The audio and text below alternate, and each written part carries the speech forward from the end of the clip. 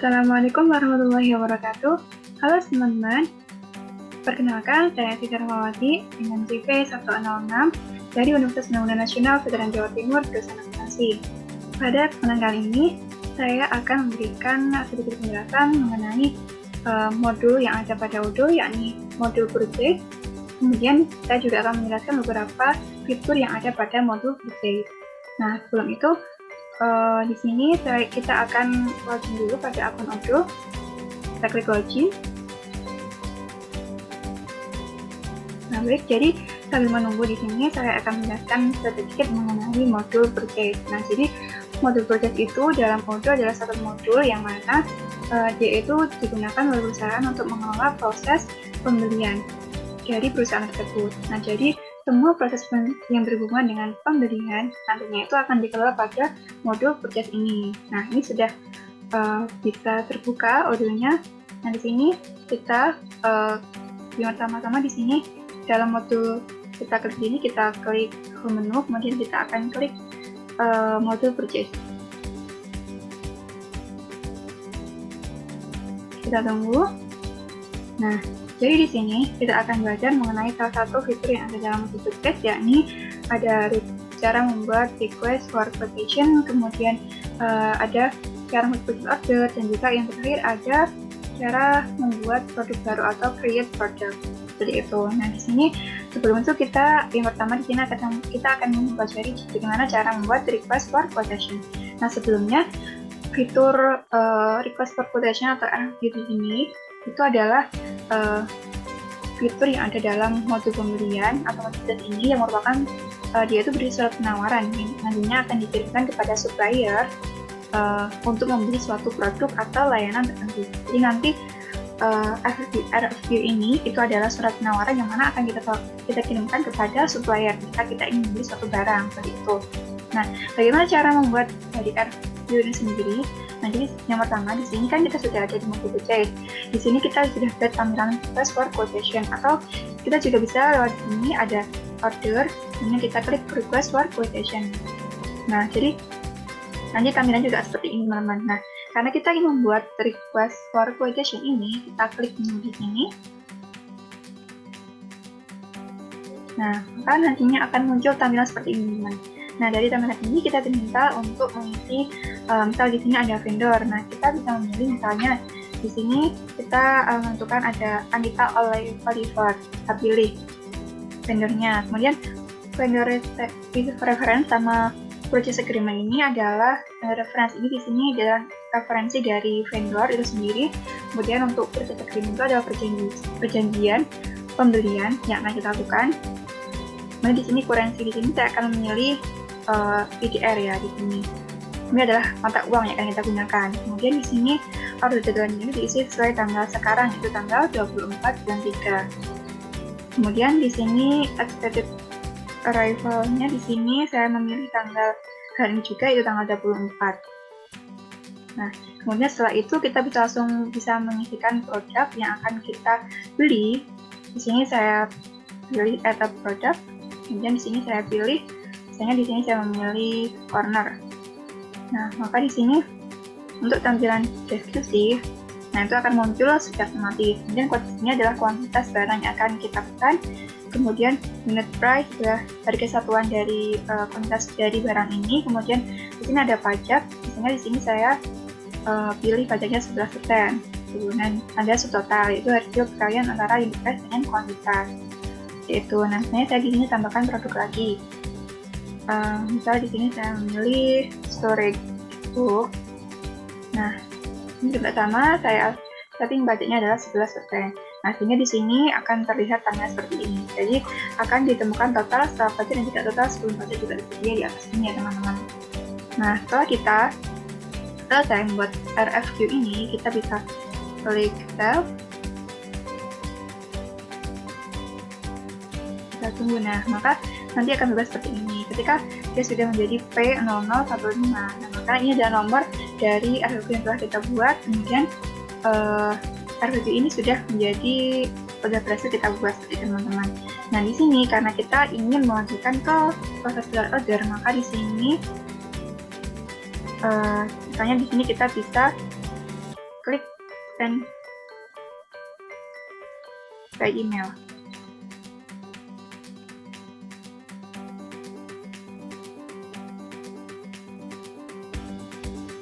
Kita tunggu sampai prosesnya selesai.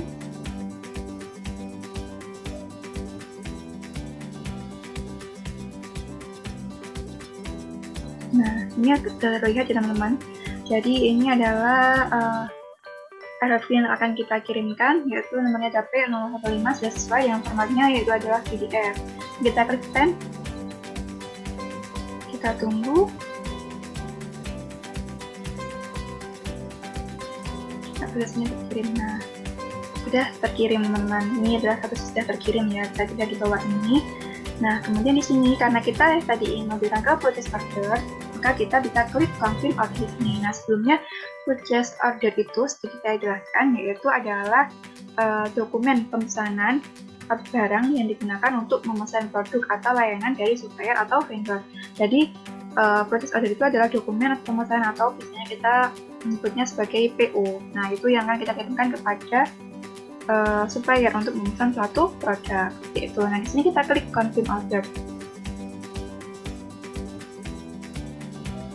Kita tunggu. Nah, dia sudah menjadi seperti ini teman-teman. Nah, dia sudah menjadi purchase order. Yaitu, nah jadi kalau kita ingin melakukan purchase order, kita juga bisa melalui modul ini ya, purchase, kemudian klik order, kemudian kita pilih purchase order. Nah, di sini ada tampilan juga kalau kita mau buat purchase order yang baru, kita bisa klik di sini ada menu. Coba kita buka. Nah, ini juga sama nantinya itu kita akan minta untuk melengkapi terkait tadi yang telah kita buat, misalnya seperti request for quotation. Jadi misalkan kita mau buat purchase order di sini juga bisa melalui kita bisa buat RF itu melalui purchase order juga, seperti itu. Kemudian kita klik back.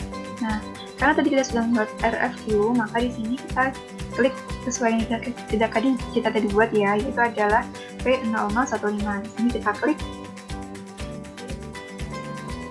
Nah, maka tampilannya seperti ini, sesuai tadi yang sudah kita buat. Nah, jika ini kan sudah menjadi purchase order. Nah, jadi ketika kita misalnya sudah melakukan pemesanan, kemudian kita sudah menerima barang, maka di sini untuk kita bisa mengklik receive product. Misalkan di sini sudah menerima barang, maka saya akan klik ini receive product. Nah, maka akan tampilannya seperti ini. Nah, di sini ketika kita sudah menerima produknya, kita bisa mengisikan di kolom dan ini. Nah, kita misalnya di sini saya isi 1, sudah menerima nya 1. Nah, karena saya misalnya sudah 1, sudah saya terima semuanya di sini teman-teman. Nah, kalau misalkan sudah terisi semuanya, kita klik di sini ada validate. Nah, kita tunggu. Nah, maka tampilannya akan seperti ini.